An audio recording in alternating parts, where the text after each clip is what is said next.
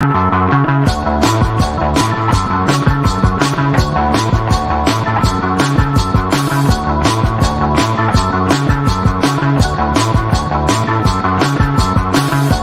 deep end's where I came in, 10 feet deep and you know I can't swim. Should I bother trying to fend off death? I don't know how long I can hold my breath.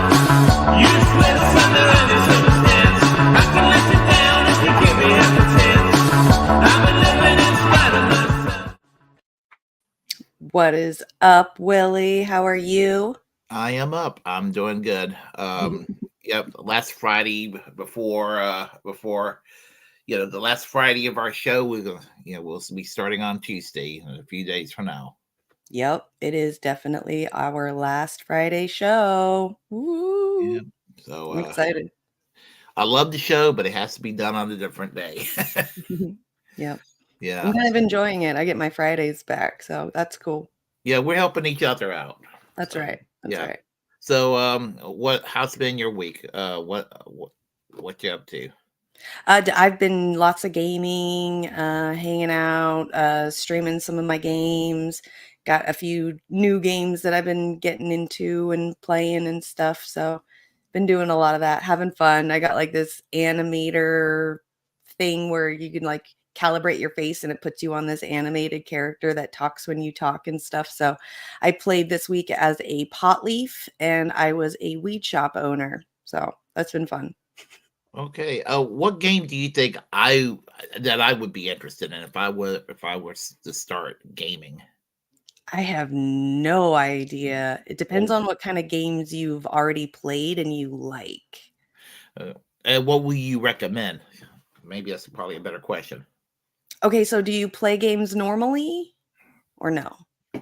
Um, yeah, I mean, not video games or anything, and I Right. haven't, yeah, but games, over the years, yeah, I have. I just don't do it as often. Okay, so you're not like a gamer. So I would probably recommend like something that's fun but probably calming and relaxing where you don't have to do too much. Like Warren said, like Goat Simulator 3 is hilarious and you don't have to do too much with controls. I would say something simple for sure. Okay, all right. And I how wouldn't much? I wouldn't throw you in like Fortnite or Apex Legends like right off the bat. There's no way. You wouldn't even know like where to begin. There's so much. I guess I'd be befuddled doing that. It's a Okay. lot. And how much does it? I mean, how much does a lot into your budget when you do that? A lot. Uh, It's so stupid how much I pay for games. I mean, I get lucky sometimes because I've got like the Xbox Game Pass. So sometimes like good games will come out for free for me as well. So like Pal World for other people it was like $30, but for me it was free. But like certain games you can only get because they're computer games, like PC games mostly. So you can only get them on like Steam and like Helldivers, that was like 40 bucks. And I've only played it twice since I've gotten it. That weed shop game that I just got this week, that was like 20 bucks. I just got Supermarket Simulator, that was like $10. So I wouldn't go for like what they call like the triple A games, like the big ones, because you're usually not getting a lot of bang for your buck. It's these smaller, more independent games, especially the ones that are being released this year so far. You're getting a lot of bang for your buck, and it's nice. it's really weird because there, you can say it's a lot, but if that's what you're into, that's your interest.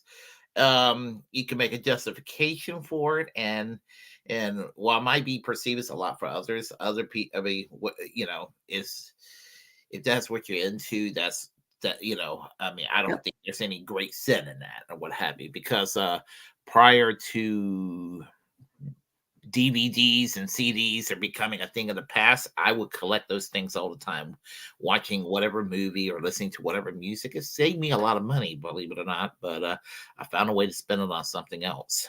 Right. Yep. Yeah. That's what I can't go. I'm not like, I'm not one of those like shopping wives. I don't go out and shop and spend a lot of money. So like my shopping is video game stuff or in-game video game stuff, like in-game purchases. That's where I do a lot of my spending.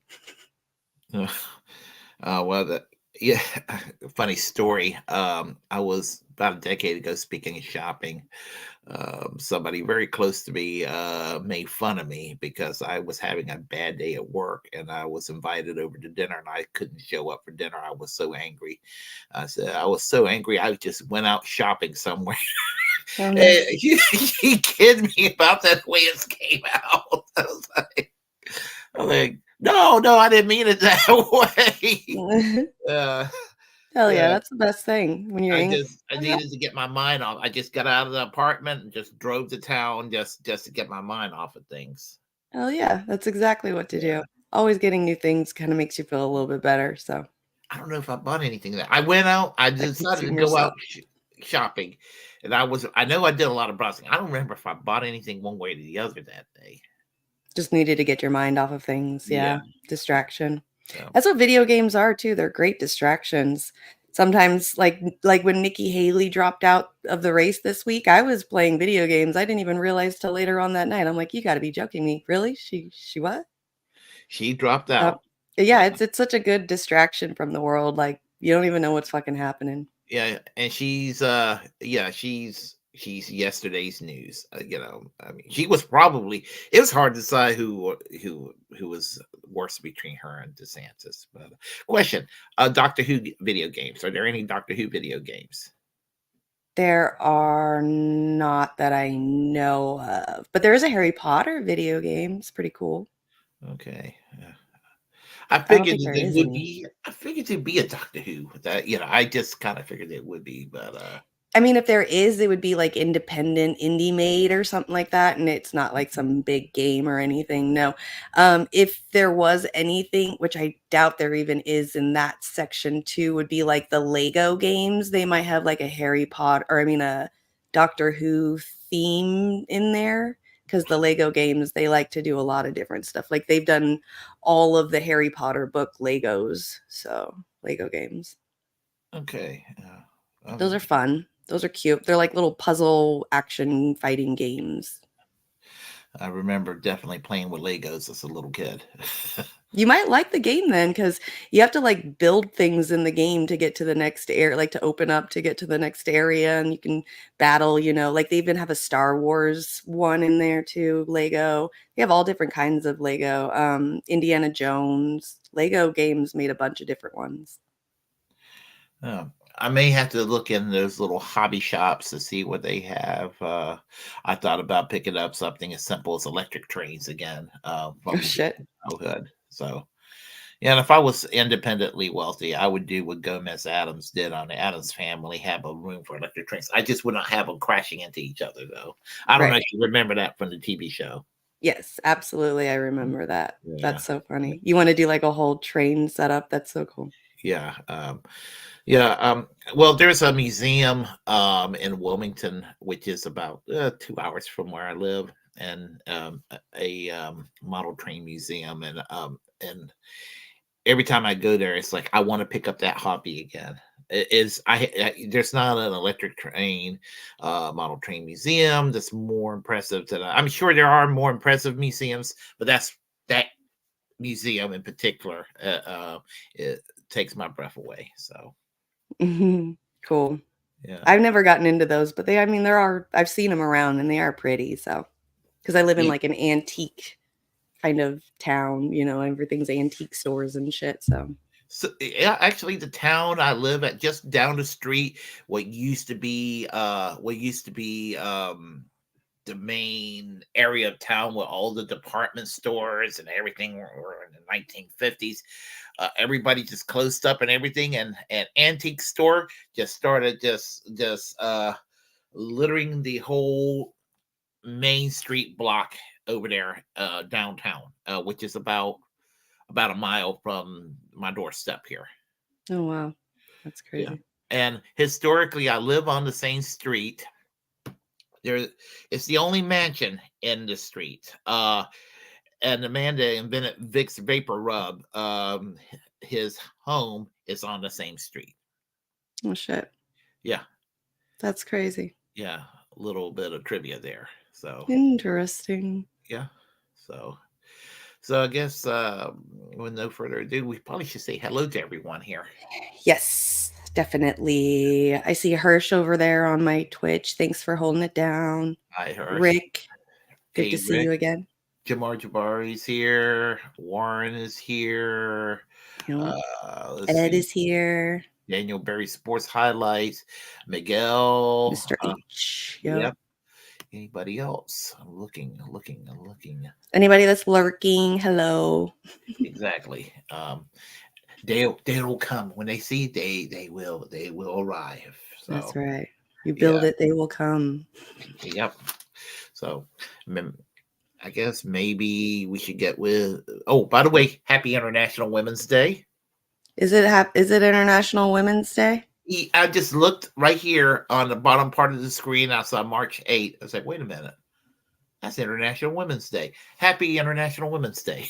Oh, all right. Cool. No. Thanks, I guess. I mean, do we get anything special for it? Does If anything I happen? would have thought about it, I would have. Right. You know what? It's always next year. Exactly. Yeah. I'll just wait for the government to give me something. That might work. There you go. If I keep praying. Thoughts and prayers, right?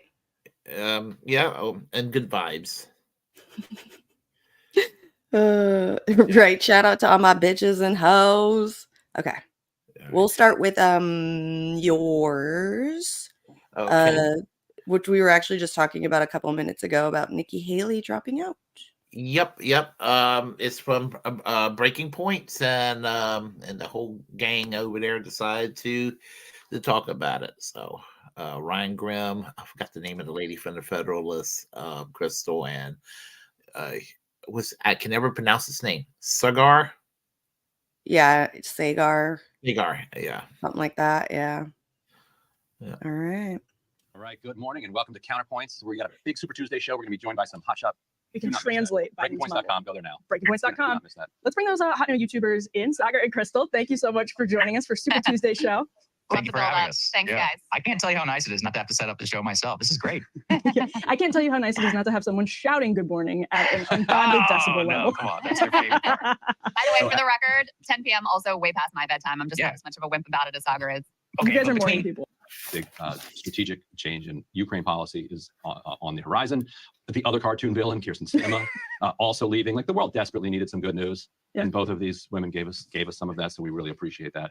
And of course, we'll have some updates on the latest in the war in Gaza. So I don't want to keep going on the cartoon villain trend, but I will, because the big news this morning is that Nikki Haley has dropped out of the presidential race after getting clobbered in every state, with the exception of Ryan's favorite state, Vermont, yesterday by double digits. Nikki Haley ended up winning Vermont with about a 3-point margin so far as we can tell. But in other states, I think the closest was Utah, and she lost Utah by 18 points. So if you're watching, you can see the delegate count here overall. 995 delegates for Donald Trump, 89 delegates for Nikki Haley. Trump needs 1,200, so actually 1,215 to win the nomination precisely. He's already at 995, and he has healthy leads basically in most of the polls across the country on this one.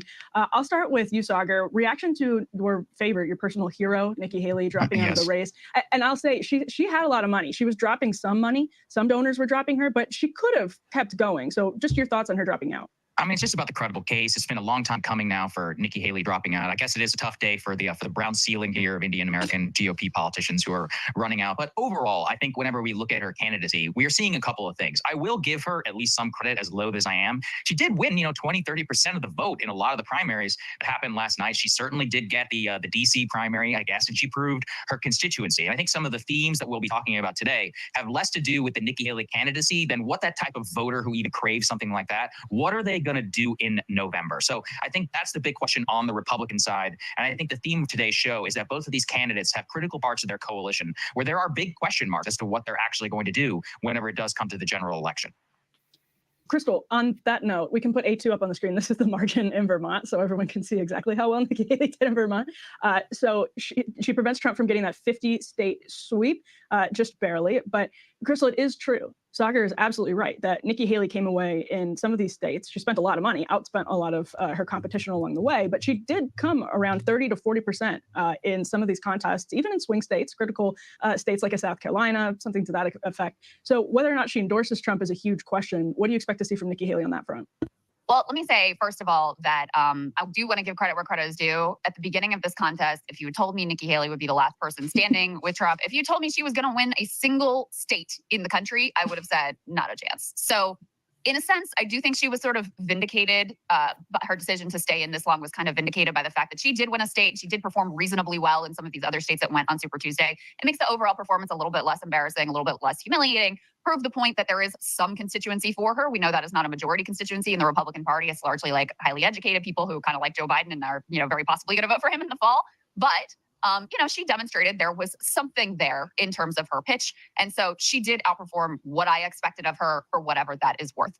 In terms of her dropout speech today, the reporting is she is not going to endorse Trump. She's saying he needs to basically win over independents and moderates like herself who were backing her. I also want to say, I think the political framing of Nikki Haley really demonstrates some of the oddities and perversions of the Trump era, that she's considered the quote unquote moderate. When if you just look at the ideology, head to head, you cannot put her in any sort of moderate ideological lane. But the one thing that really came out in all of the exit polling in every single state that's voted so far is actually the biggest dividing line in the Republican Party is whether or not they bought in to stop the steal. Mhm. The Nikki Haley voters, overwhelmingly, she won people who said, Joe Biden actually won. Overwhelmingly, Donald Trump wins people who say, no, it was rigged, stop the steal, et cetera, et cetera. So Trump really did successfully make that the litmus test and the dividing line in the Republican Party. And, if you were on the wrong side of that question, then you basically had no hope in this primary. And by the way, one interesting point, I think you're going to end up having 60 or 70,000 voters in Vermont total deciding this Republican primary. And Vermont is an open primary state. There's a very close election. Like the chance that a bunch of Democrats, I'm not saying by any means a majority, but a non-trivial number of Democrats, I think, showed up and were like, what's the point of voting in the Democratic primary? I'm going to jump in here and vote against Trump. I think a lot of Republicans actually did that in West Virginia in 2016, for instance, and went and voted for Bernie against Hillary Clinton. But we do have Trump's speech last night, in which he did not mention Nikki Haley, just went right at Joe Biden. Let's play some Trump here. November 5th is going to go down as the single most important day in the history of our country.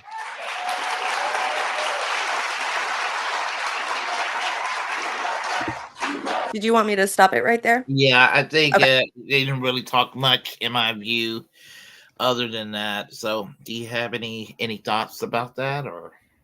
I give it to her. She got Vermont. Good for her on getting Vermont. We all knew she was going to drop out anyway. Even thinking of her slightly having a chance of being the president is absolutely terrifying to me. But yeah, we all knew that she was going to drop out. Trump is like the leader of the Republican Party right now. So, I mean, give it to her. It was a good try. Nice job with the youth thing and the high heel thing. Good for her on that. But sorry. If Trump never existed as president, I mean, if he never ran for president and, would have been just a normal, the days when the Republican Party, when are they really normal? But Right. when they were, I guess, normal, he would have probably done a hell of a lot better than she did in this primaries, in my opinion. I think the money was running out, and I heard her speech, and she pretty much made it clear she still hates Donald Trump, and she didn't exactly endorse him. She didn't say, I'm not voting for him, but she did not endorse him either. You notice that? Yes, I did notice that. Yeah. So I mean, she'll probably fall in line eventually, like they all do. she might bite her lip and do it, Yeah. but she might become a never Trumper. I've heard a rumor about her and Dean Phillips teaming up to do a third party run for president, and that's horrible. Right. Yeah, made me lose respect, or what little respect one could give to Dean Phillips. Just it made him worse in my eyes right there too. So Dean Phillips. Let me Google who that is. Oh, okay. Congressman Dean Phillips. Yeah, he's the guy with the little eyes. Okay. Yeah. He's the one that he and Breonna Joy Gray were arguing over Israel the other week. Oh, okay. He was the guy that was whining about white victimhood and shit. Okay. Yeah. Got it. The whole Yeah. I'm Israeli even though I live in America and I'm a congressman in America, but please feel for my people who are colonizing a whole nother country. Yeah, I mean, yeah. So he's wrong on the question of Zionism and all of that, obviously, and but to go and possibly team up with Nikki Haley, I don't think I heard the rumor. I don't know how true the rumor is, but if that rumor came into being, that would be be like stomach turning. I mean, whatever. They're gonna do what they're gonna do. So actually I'm really happy that you showed this the video and talking about her dropping out because I ended up found a video that I thought was pretty freaking interesting of the kind of the voter base, the Republican voter base. Fox News reporter went to like some place in Texas and was just asking random people about how they felt about Nikki Haley. So these are the kind of people that she was trying to cater to get the votes. Like this show of she's not going to get it no matter what because of her who she is, like female and stuff like that. Like her voter base just isn't going to go for her. So I thought that this was pretty freaking interesting and funny of the people that she wants NBC just to vote reported for that her. Michelle Obama has said she will not run for president. Thank God. Okay. Yes. Ainsley said, "I would love the reaction from a woman in the crowd," and I would vote for a woman, and especially, Nikki Haley. I'm just going to say this: she's probably menopausal. We don't need that. okay. She said, "How about we vote for people regardless of their gender, just the right person for the job for America?" Yeah, and that's kind of thanks so much, Will. So yeah, that's her voter base. They wouldn't even vote for her because they think that she's menopausal. I got a little bit of grief. Now, I got a lot of grief from people when I did not vote for Hillary, and they act like I was being some kind of misogynist. I said I voted for Jill Stein for president, for crying out loud. The last time I checked, she appeared to be a woman to me. So, it's just kind of like, no. I mean, I remember when Larry Elder was running against Gavin Newsom in that recall election, and I had one of my friends from college. I said I would have voted for the recall and voted for the Green Party candidate, and he called me a racist because I wouldn't vote for Larry Elder. I said his race has nothing to do with anything; it's his policies. Larry Elder, sucks just as bad as Gavin Newsom, but in a different way. Mm-hmm. I don't vote for somebody based on identity. I vote for policy. Right. I agree. I completely agree. Yeah. Which isn't how this lady is definitely voting. Exactly, Hirsch. I'm not going to let that slide. You did notice when she said like she wouldn't even vote for Nikki Haley because she's menopausal. The reporter was like, no, what she just said is that I'll vote for somebody based on not based on their gender alone and based on who they are, which is not what she said at all whatsoever. She definitely based it off of gender and was very sexist. And he kind of tried to like save face for Fox News on that one. That was pretty hilarious. Yeah, sometimes they make a mistake when they go and start talking to random people. So oh yeah, for sure. That's what you get. I mean, you want to cater to those people. Those are your, especially for Fox News, that's their watcher base, that's their viewer base, and for these Republicans, that's their voter base. You could say all you want, but that's how they think. Yeah, I mean, and even the professional managerial class type of people that will watch MSNBC, they look well educated together, and in some cases can put up a good front on looking like some enlightened progressive. But you look at some of these folks in that particular area, they got problems too. So yep, yeah, absolutely. I mean, in every voter base there's definitely a lot of problems, but it's just so funny how like the Republicans are just out there in the open about it now. They just don't even care. Yeah, well, they didn't care when that Tea Party thing came out 10 years ago. It was like I mean, and it manifested its ugliest form in this diet coup called the insurrection for 3 years ago. I still laugh at it to this day. Yeah. Yeah, it's interesting. All right, let's get on to the next one. I've got the video up for a new left-wing party in Britain created by a ceasefire activist. Exactly. Yeah. That's in the wake of George Galloway's victory. Somebody who was in the ANC in South Africa, Andrew Feinstein, decided that maybe it's time to find an alternative to the Labour Party, since the Labour Party has kind of fallen in the wayside, much of the way that our Democrats here have. So, and the guys from Due Dissidents are talking about it. So, cool. Let's check it out. There we go. I don't know who their British friend is that's added on the panel. Okay. I don't know why it's doing that. So we've talked about George Galloway, but I thought we should bring attention to Ian. This is yet another one of your friends here. Starmer challenger calls for new left mass movement outside the Labour Party. This is a profile on Andrew Feinstein by the Squawk Box. Andrew Feinstein, former ANC MP under Nelson Mandela and leading critic of the global arms trade, will use a speech this weekend, this was a few days ago, to endorse a new political alliance billed as the foundation of the first organized mass movement of the left outside of the Labour Party. Feinstein's speech will be the centerpiece of a conference called by dozens of former Labour councillors and other independent candidates. The event will take place in Labour leader Keir Starmer's home constituency of Holborn and St. Pancras, I hope I said that right, Ian, in London. Beautiful. Feinstein, who has lived in the constituency for more than 2 decades since moving to the UK, has already signaled, bless you, his willingness to stand against Starmer as an independent candidate, and has been selected as candidate by the OCISA anti-Starmer group, attracting a groundswell of support both locally and nationally. Local campaigners say there is real vulnerability in Starmer's majority established under Jeremy Corbyn's leadership of the party, especially given the controversies embroiling Labour over the war in Gaza. Starmer looks even more vulnerable after yesterday's landslide victory for Workers' Party GB leader George Galloway in Rochdale and the collapse of Labour's vote from over 50% to less than 8%, with Starmer's support for Israel's genocide in Gaza a major driver.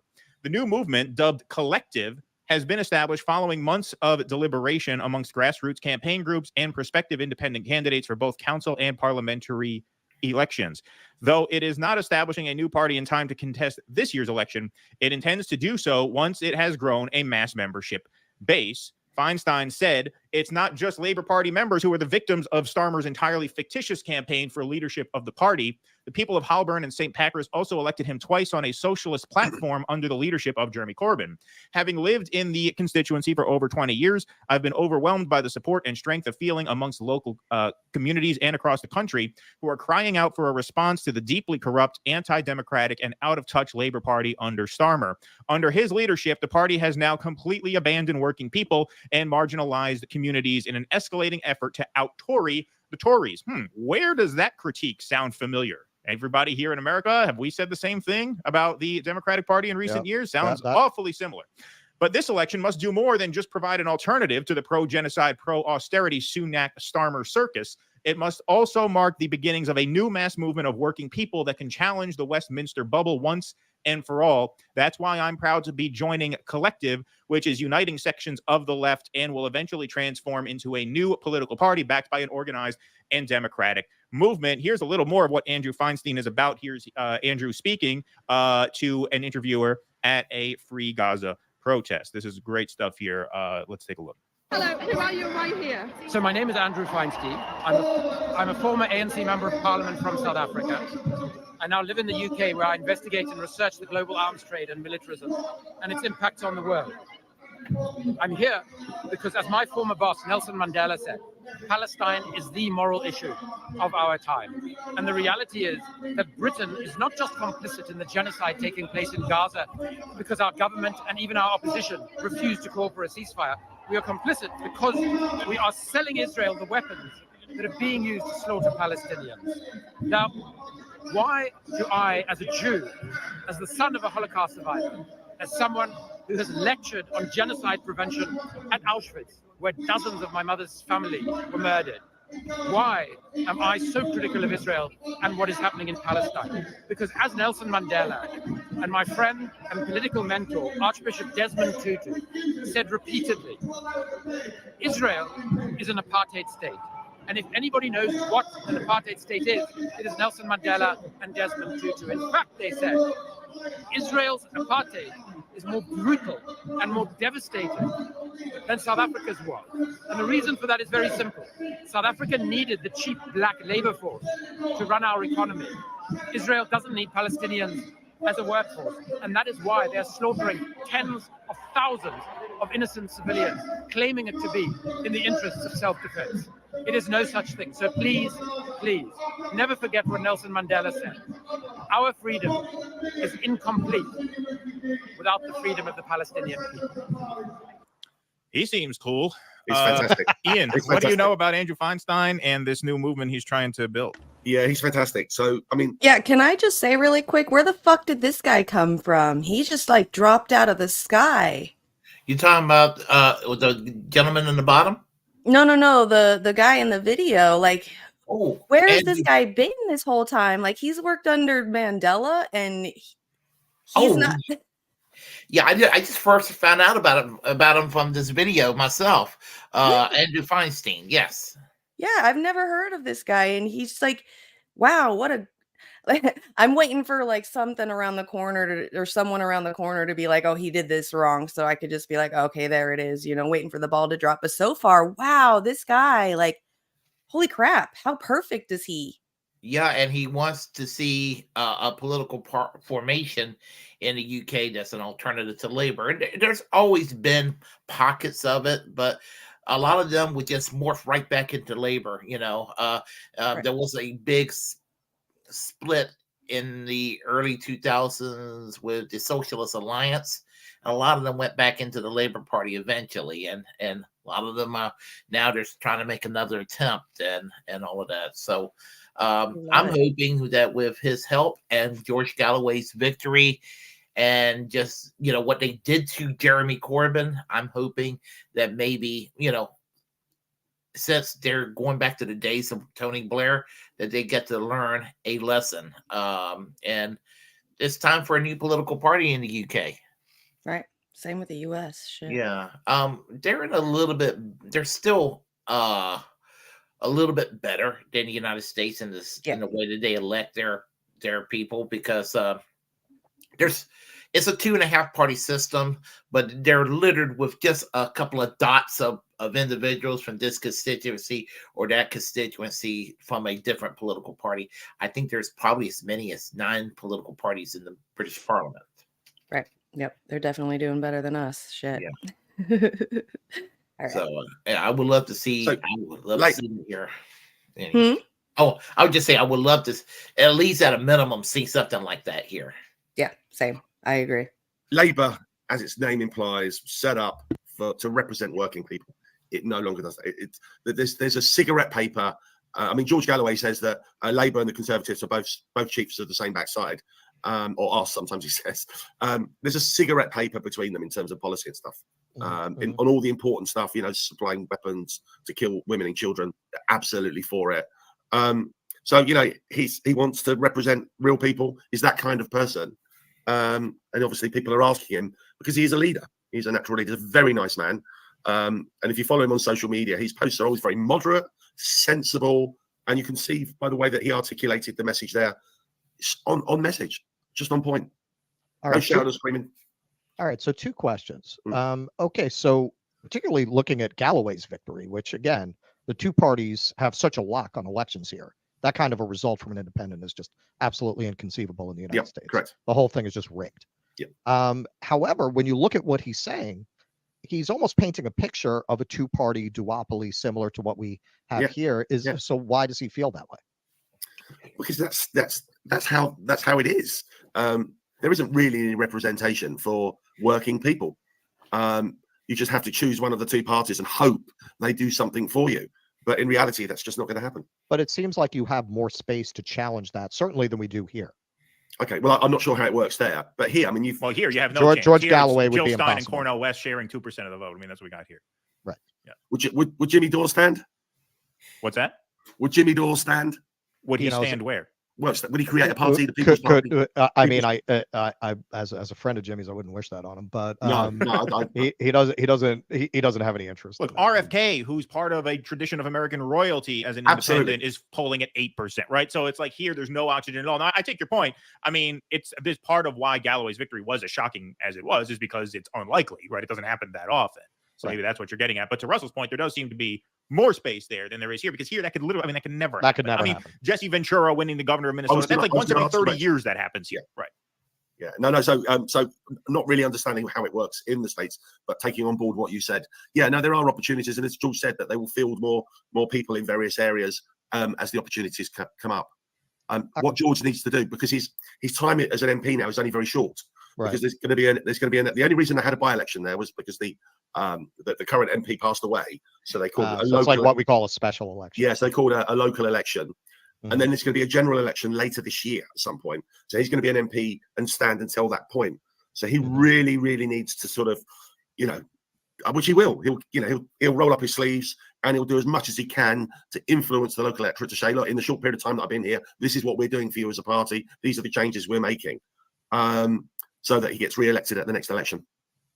Okay, so now why is he starting another party when George Galloway has started a party? Well, like why don't they just work together? Well, that's people personalities, people politics, I guess. I don't know the answer to that, but I suggest what I said, because they're all on the left. But right, exactly. But where they are on the left will be slightly different, I would assume. Interesting. But on the core, on the important issues, the really important issues, they will all be on the same things. They will all be on mark. I have no doubt. But then it's just people, isn't it? Please clap. Yeah. Any thoughts? I mean, good luck to this guy. Like I said, I'm really surprised. I've never heard of this guy. He just came out of nowhere. He seems like the perfect person. I am the kind of person that is waiting for the ball to drop for something to come out bad about him. Not like I'm gonna, obviously, like, depending on the thing, not automatically believe what anybody says about him, because like what they did about Jeremy Corbyn, calling him like anti-Semitic and stuff, kind of ruining his reputation with that, even though that was a complete lie. It's good to see something like that. I wish we could have more of that kind of stuff out here in America. Good luck out there. Yeah, Slightly absolutely. jealous. Yeah, me too. Now there's supposed to be an election this year in the UK. I used to say if I lived in the UK, I would be a loyal Labour voter, but in light of how far to the right they have gotten, they kind of went down the path of the Democrats here. I'm trying to think which one started it first in the 90s. Was it Bill Clinton's Democratic leadership? I think Bill Clinton's Democratic Leadership Council kind of influenced Tony Blair to do the third way when he became leader of the Labour Party. And back in the 90s, when they got rid of Clause 4 from their constitution, with what was perceived as militant socialist language, a lot of people thought that was a bad sign, and they turned out to be correct. So if I lived in the UK, I would vote for the Trade Union Socialist Coalition, which are running a slate of candidates this year. Wait, say that again? If I lived in the UK, if I were to move to the UK when the next general election happens this year, if I were to suddenly leave this country, move over there, I would vote for the Trade Union Socialist Coalition, which are running a slate of candidates. Are running what? A slate of candidates. Oh, a slate of candidates. Yeah. I thought you said slave candidates. I'm like, Jesus No. Christ, what is wrong with you? No. Them or the Green Party of England and Wales and Corbyn in his constituency. And Bernie here would be not in Starmer's wing of the party, but he would be believe it or not, tell people he actually would be to the right of George Galloway, to the right of Jeremy Corbyn. Yep, I agree with that. Yeah. Yeah. Especially with his recent stuff over the last year or two, for sure. AOC, Bernie, all of them would be well to the right of these folks in the UK, because the Overton window is, still slightly to the left of what we have as business per usual here in the United States. Right. Yeah. All right. So on to the next thing. So this was actually kind of funny. I saw this on Twitter and I retweeted it this week. DeSantis down in Florida, Miami Beach, the government released a commercial that is aimed at spring breakers that are coming soon, to divert them to not come to Miami for spring break. This is wild. I've never Wow. I've never seen anything like this before. So this is the commercial for spring breakers coming to Miami Beach. Hey, we need to talk. This isn't working anymore. And it's not us, it's you. We just want different things. Our idea of a good time is relaxing on the beach, hitting up the spa, Or checking out a new restaurant. you just want to get drunk in public and ignore laws. Do you even remember what happened last March?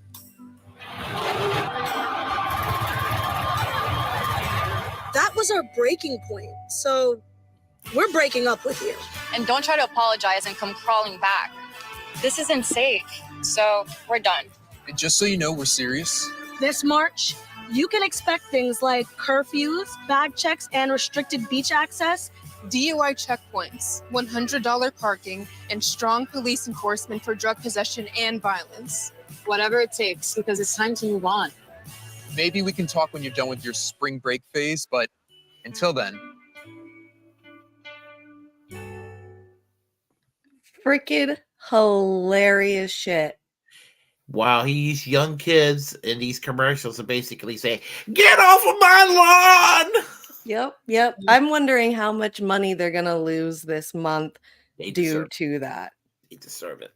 And you know, and I keep hearing from people who do these apologetics for Governor DeSantis saying, "Oh, Florida's where all the freedom's at." I'm like, Right. oh no, it's the laboratory of fascism today, and Governor DeSantis is at the core of the laboratory of fascism that exists. Yep.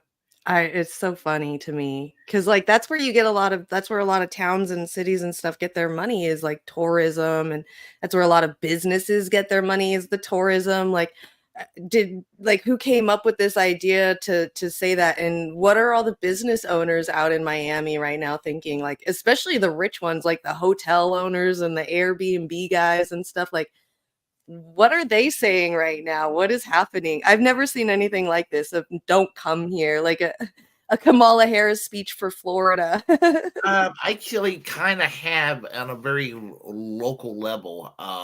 When I was at East Carolina University, which is Greenville, the locals hated the students that were on the campus because basically the college campus has a kick-ass medical school and it's stuck in the middle of a very heavily cotton and tobacco cornfield area of the state, and so it's in the country and it's the closest thing to something that's kind of semi-urbanized and all of that and cityfied, I guess you could say, and they hate these students. But had it not been for East Carolina University, what money flows into that area, it would be very impoverished. So they're wanting to bite the hand that feeds them. Yep, exactly. And it seems like that's what Miami's doing too. So we'll see how that goes. I was saying this week, like, y'all can come to California. There's plenty of stuff to do out here if you want to. It's humongous. It's a lot of fun. Come out here, have some fun. Fuck them.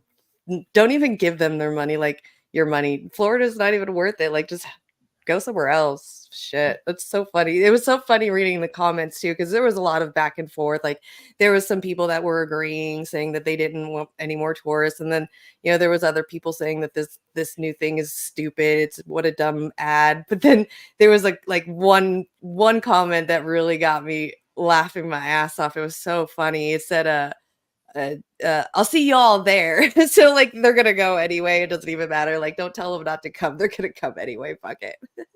Yeah, I mean, I've been to Florida. I've never been to Florida, but yet I've been to Florida maybe about a half a dozen times in my life, and that was usually as a layover flight in Orlando, in Tampa, or Miami, and I was inside the airport, so that doesn't count. Right. Yeah, I've never been to Florida. Don't plan on going there either anytime soon now. So Yeah. it looked Yeah. like fun when I was younger, but nah, I'm good. Yeah, I'll tell you an interesting story about the last time my parents went to Florida. They were visiting here around the holidays, and my cousin died. He lived in Tampa. He died, had a heart attack. And this is a weird story. They called to let them know that my cousin Eddie died. An hour later, her aunt that lives a couple of doors down in Puerto Rico died. And then around noon, one of her distant cousins died in a motorcycle accident in Peru. All three in the same day within the scope of 4 hours. Holy crap. I'd never seen anything like it. Of course, they rented a car and they drove down to Florida to Eddie's funeral. But Right. I'd be afraid to leave my house. yeah. I never heard anybody having relatives in 3 different spots of the Western Hemisphere dying. All at this around the same. Yeah, that's crazy. Wow. Yeah. Like I said, I'd be sitting in my house like, I'm not moving. We're all cursed. Fuck that. Yeah. Somebody told me, gee, when it all comes in 3, it really came in 3 that day. Yeah, it does, and it's true. It's absolutely true. Did you want to do the Kim Iverson one, or did you want to go with George Galloway since we're still talking about the UK? See, I'm taking a look over here. Let's see. I'm trying to think.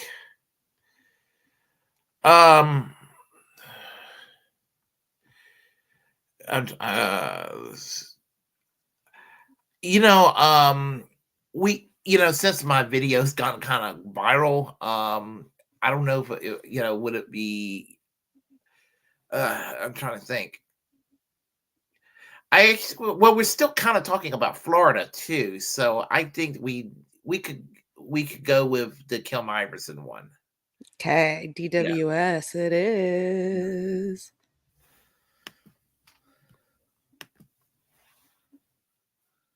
Differ on the Israel issue. Completely. Like we couldn't be more far apart if we tried. What is her stance?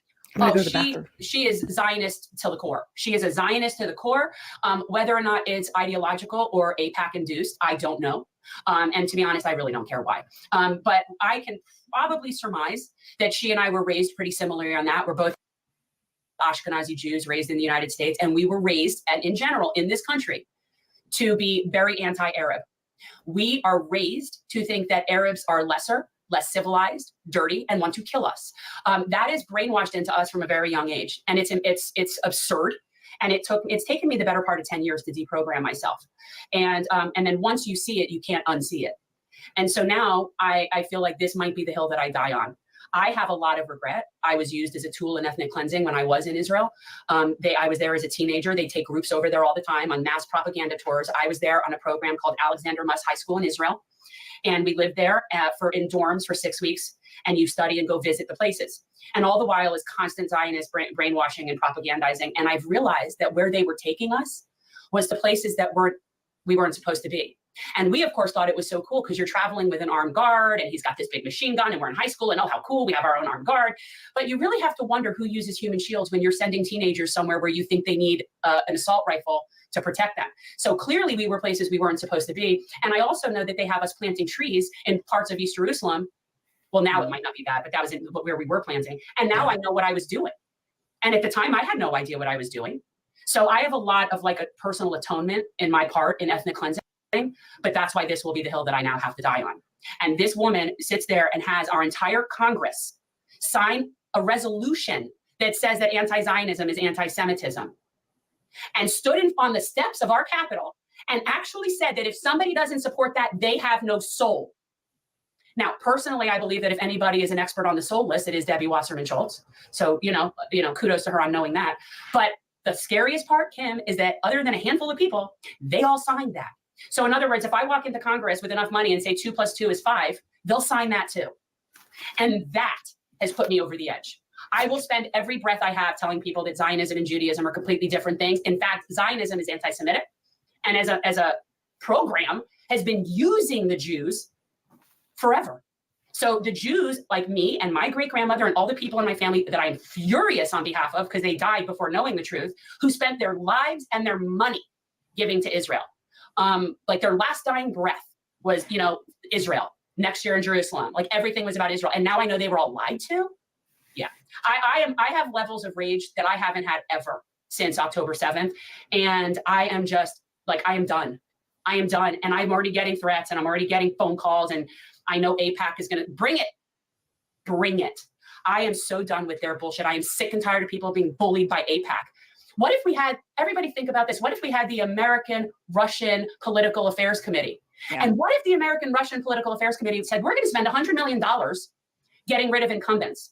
Do you think that the Democrats would be cool with that? Right. Yeah, we're going to get rid of pro-Ukraine incumbents. We're going to spend all of our money on this, which AIPAC is now spending record levels of money trying to which is interesting. It's like all this money could go to so many other good causes, but instead what they're doing is they want to eradicate anybody that they think is a threat to Israel. And it is insane that it's an American what does AIPAC stand for? So it's American Israel Political Affairs Committee. Yeah, could you imagine, or if it was China, the American China, right? Anybody anti-China, they're going to primary and spend a bunch of money on. Well, people should question very much, and this is a huge thing. Why don't the lobbyists from AIPAC have to register as foreign agents when every other country's lobbyists do? Right.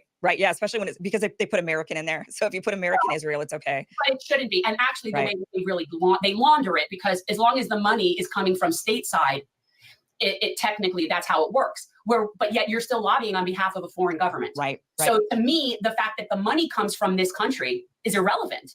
What if you had a whole bunch of local Chinese people get together? Would we again be in favor of them lobbying on behalf of China just because their money is American? Right. And again, I have nothing against the Chinese. Like literally, I am all for the Chinese and the Russians. I don't want anybody. I'm just pointing out the complete the hypocrisy of this. Yeah.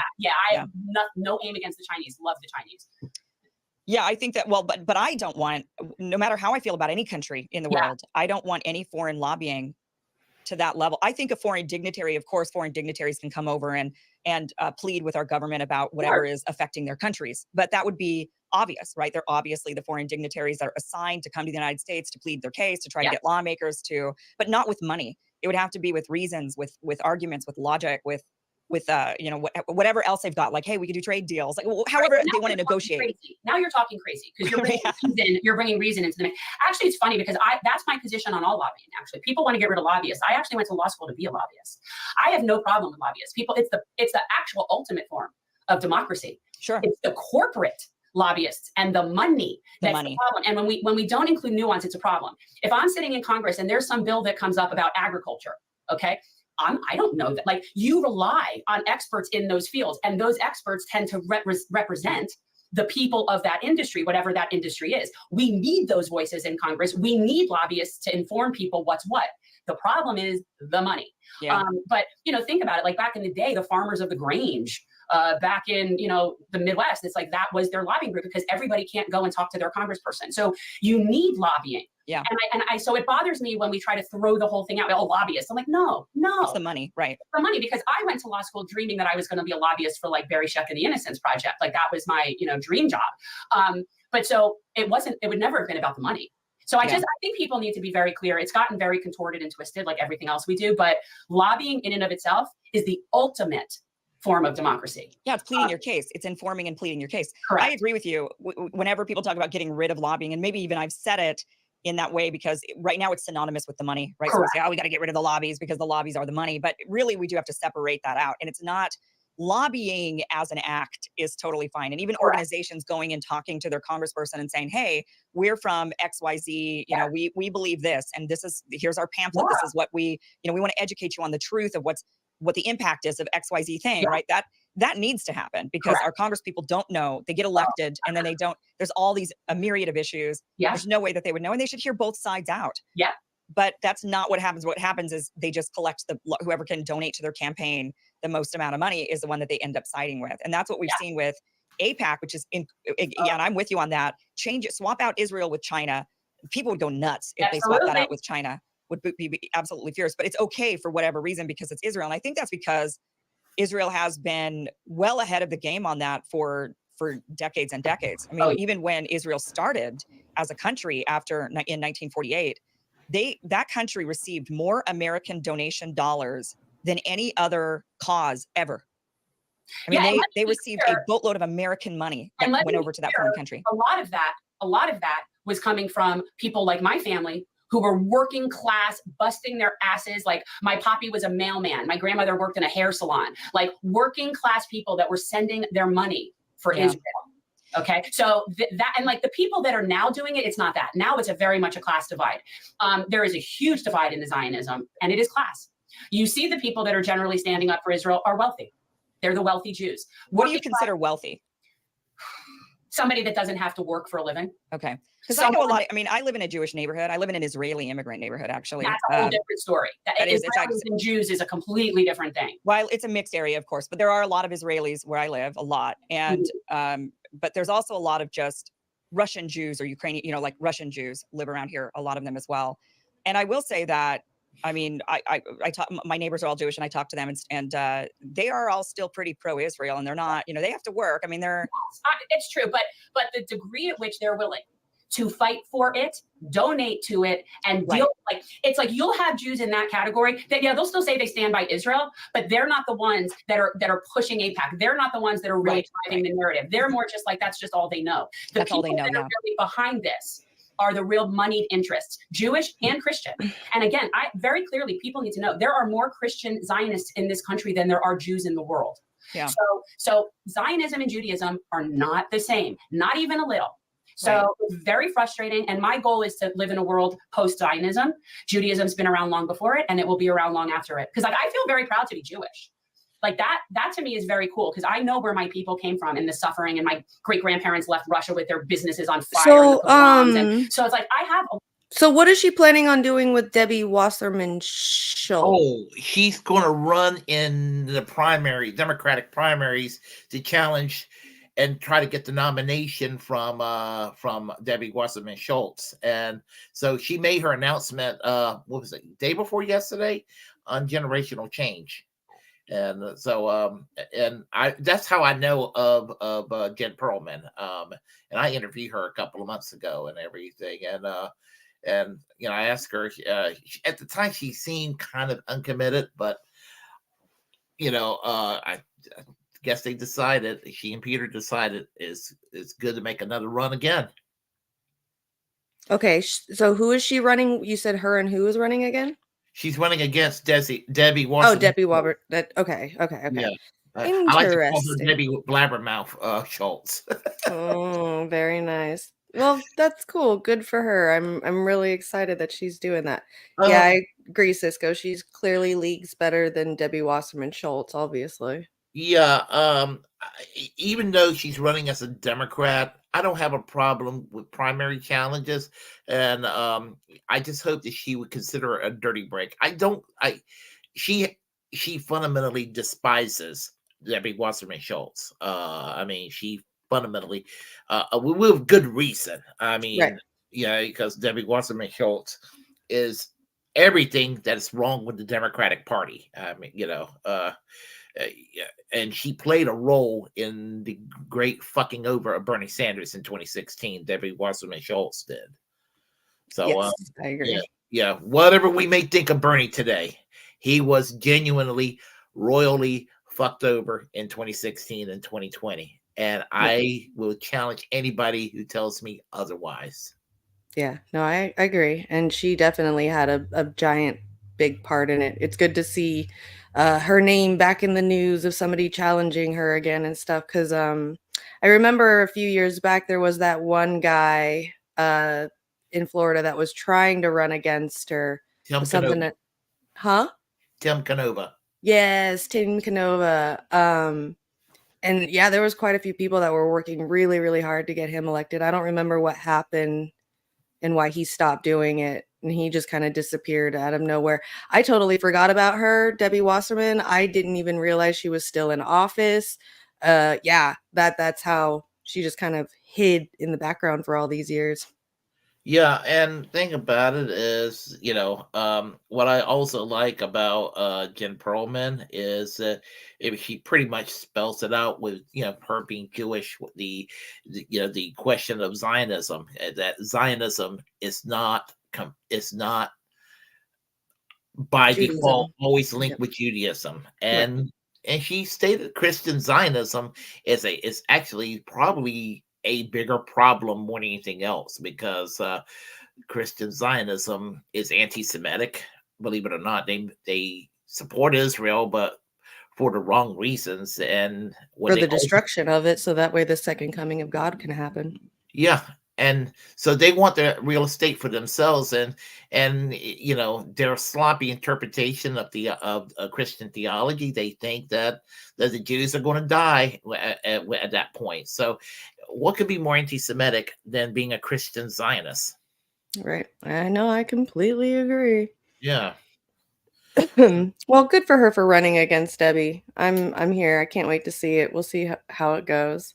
And she's Yeah. definitely got the name recognition too, to where she, has the capability of at least being able to put up a challenge against her.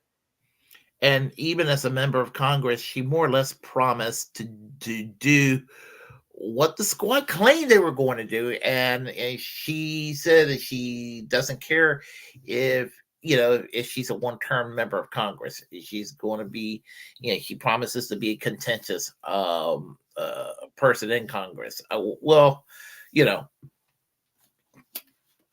of course, I mean, AOC promised that as well in 2018, and Yeah. I know. How many times are y'all going to be banging your head against the wall until you learn to stop? but I understand her rationale for running in the Democratic primaries, because it's a closed primary state, and the way that the electoral system is set up, if she didn't, there would be no voice whatsoever. So she's got to do what she can to have her voice, heard. Yeah.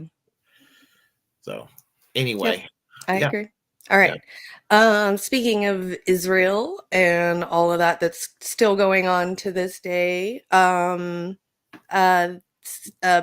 News put up a video talking about the starving civilians in Gaza, and also some Israeli protesters that are they are blocking the aid into Gaza.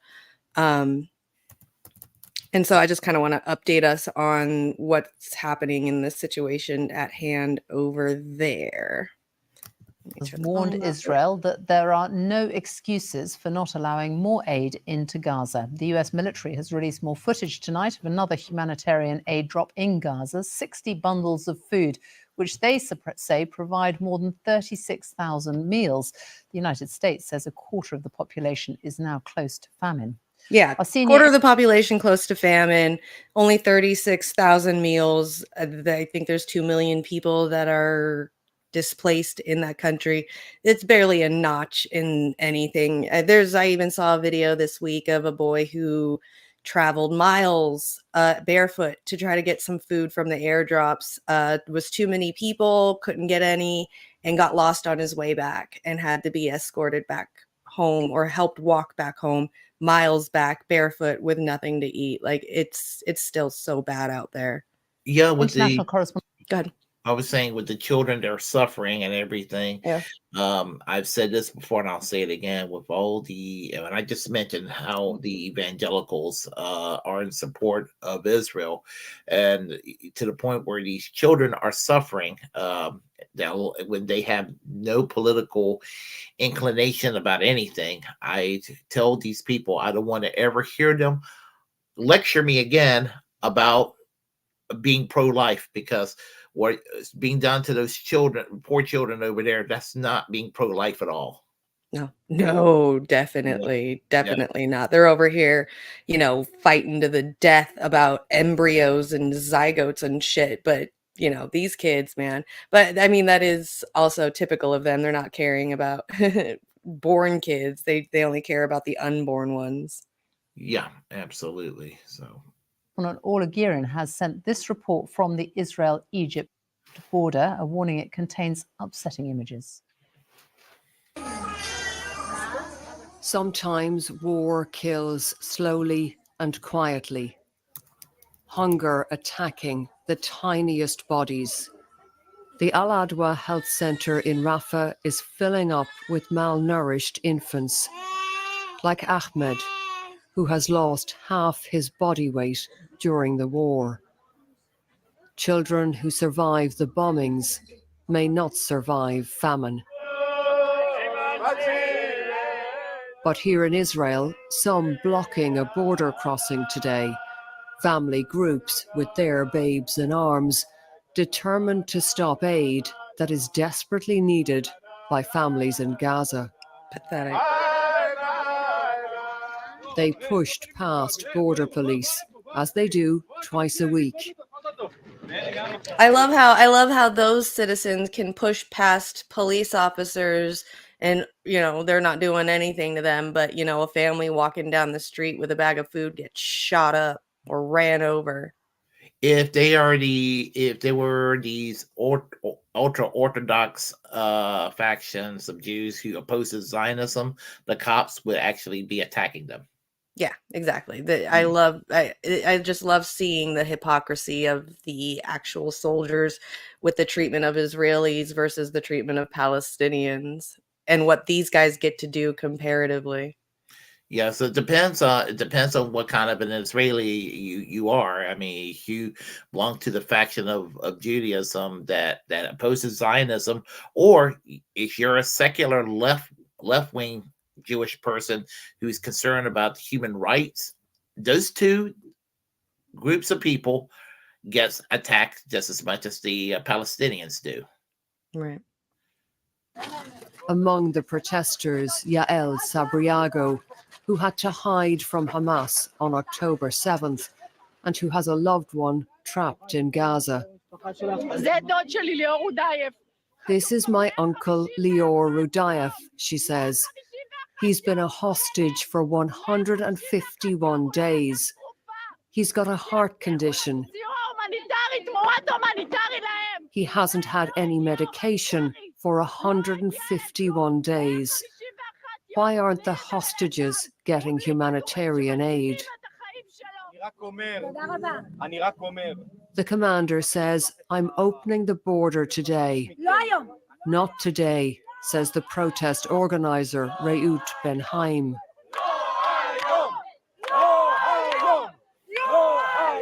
And for a few hours, they halt the aid effort, limited as it is.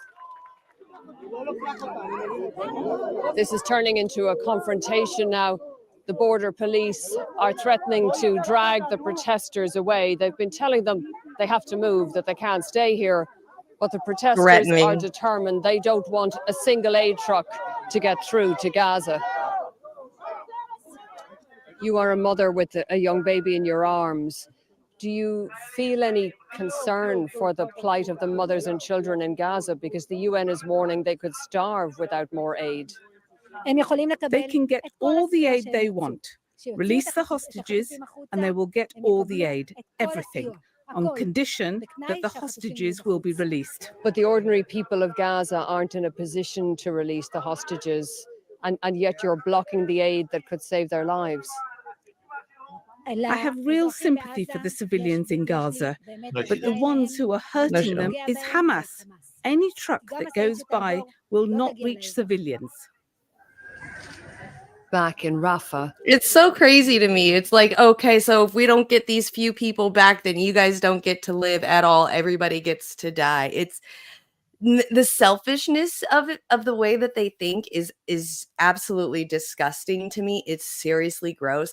And the only thing that I can think of to even like relate it to that situation is something that was like way much smaller that happened here, was the fight for Medicare for all, the one where it was like the fight for universal health care for people versus the fight for healthcare state by state. And the people that were the universal ones refused to even accept the state by state ones because they weren't the state that was getting the universal health care by state first. They weren't one of the ones that would their state wouldn't allow it. So they were like, I'm not going to let you. I think it was like whole Washington. They didn't want Washington to be able to do that because their state wasn't allowing it to do it. And that's like the only thing, even it's obviously so much more less than what's going on obviously in Gaza and in Israel and stuff, but still to me it was just like, holy crap, the selfishness of the way that these people think is just disgusting and crazy and gross. So Yeah, I mean, those hostages could be freed right now, and I believe they will be freed if Israel would just do a ceasefire. And a ceasefire is considered an extremist position. I mean, when you have a ceasefire, it means nobody's getting killed on either side. Mm-hmm. And why is that considered an extreme position? But there are people in the United States that will say turn the place into a parking lot. That's supposed to be a position of respectability. Right. Well, that's what they think. Yeah. Is it going to play it? Aid did not reach 12-year-old Yazan Al-Kafarna, who had cerebral palsy and needed good nutrition. Here's how he looked before the ravages of war, before his family had only scraps to feed him. His mother says he used to eat and move and laugh and play. Yesterday, Yazan died from malnutrition. Orla Guerin, BBC News, at the Israeli border. It's so sad what's going on over there and the thought process of the Israeli people, especially at that border where aid needs to come in, the necessity of aid that needs to come into that country. It's already bad enough as it is, and then just the people there. Yeah, and it's just, it really is, and for people to not have any empathy at all, to look at a whole population of people and just kind of view them as subhuman or animals or what have you. I mean, it just brings memories of a certain time period where a lot of the demographics, that's the majority of Israel, suffered from in Central Europe. And I hate to put it that way, but that's, I mean, that's what it's coming down to. I mean, that's not the only, genocide that's ever existed. I mean, there's been other Yemen and Cambodia with the Khmer Rouge, what have you. I mean, we've had all kinds of genocides around the world, and this is like fucking genocide that's going on. And it hurts some people's feelings to say it, but I mean, it is what it is. What else can it be than that? Right. I agree. It can't be anything else than that. It's exactly what we're seeing. Yeah. And there's proof. We got videos out there everywhere, live streams, TikToks, everything. Exactly. It's not like it used to be 15, 20, 30 years ago when you didn't have social media around. Because, there's a lot of people that used to support Israel that don't anymore once they see how things are. Because we used to get the mainstream news networks, even the liberal mainstream networks, they will go and they will paint the picture of these are a bunch of barbaric animals picking on the poor Israelis or what have you. I mean, and you see that. And when I was younger, I sort of bought into that narrative as well. And but I eventually saw what was going on there, and just like it's just people need to take a stand to put a stop to this. It's the otherizing of other people by calling them names to be able to otherize them. In that country, in the Middle East, they're known as animals and they're barbaric and all of that. And then in America, for people of color, we call them thugs and gang members, and it's just an otherization. People coming from over the border are called illegal aliens. Like, come on now. It's the otherizing. You're being able to title somebody so you can otherize them, so you don't feel like they're not human, they're something else. But I'm glad that there are Jewish voices speaking out against this, because it is a testimony of how most Jewish people around the world, like anybody else, you have Benjamin Netanyahu, who's a horrible person, but you have other dictators. I consider him a dictator. I mean, somebody who wants to go and eliminate the Supreme Court, which is the final roadblock to him turning into the monster he wants to be. You knew about that, right? About them trying to eliminate the Supreme Court? Yeah, I heard about that. Yeah, I was like, don't call it a democracy if you want to go and get rid of the one remaining check and balances you got left in the country. Right. Well, there's no democracy in that country anyway at all whatsoever. So that's the Palestinians. Yeah, there's no democracy for damn sure for the Palestinian people. They are suffering. Yeah. Oh, you can't call it a the only democratic country in the Middle East when, half of the population has no rights whatsoever. There are no democratic countries over there. None of them are. No, absolutely not. Every country violates human rights in one way or the other. Just and the United States needs to just take a stand and say, you don't play ball, you get no more funding. Yeah. Yeah. Yeah, I agree. It's going to take a brave individual or some brave individuals to do this, but I think that there will be a day when they're going to be like, no more of this shit, Right. I agree. I hope so. I hope sooner than fucking later. I'll tell you that. Because this whole port thing that Biden was talking about last night at the State of the Union, that shit pisses me off even more. Like, how are you going to build a port that's going to take up to 2 to 3 months to build when there's people literally starving right now? And the international community are getting tired. More and more countries and more politicians in the West, are not so much in the United States, but around the world, and even in a lot of Western countries, are like, this is carrying it too far, Yeah. Yeah. How much money are you putting into making this port that you're talking about? You're going to waste how much more money on a port now?